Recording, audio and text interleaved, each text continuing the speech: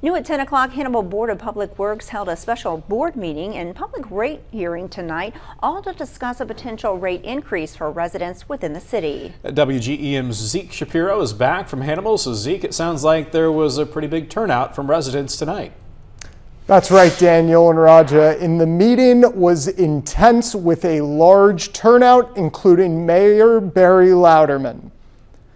Currently, the total cost of electricity for Hannibal residents is at $141.70 per month. The board proposed a 15% rise in the payment, making the new total $168.15. The reasoning for the potential rise came down to three main factors: the rise of inflation, larger energy needs, and the decline in coal. We would like to get it to the board next Monday, this coming Monday. They're going to be able to discuss it and vote on it, and then we'll be able to implement it in October 1 if they pass it.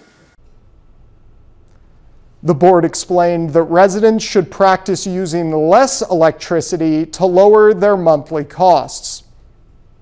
Residents who attended the meeting thanked the board for their hard work, but believed that the increase in payment was not beneficial to the city. Daniel? All right, thanks, Zeke. And if the board passes the rate increase, the new total electric bill for Hannibal residents will take effect on October 1st.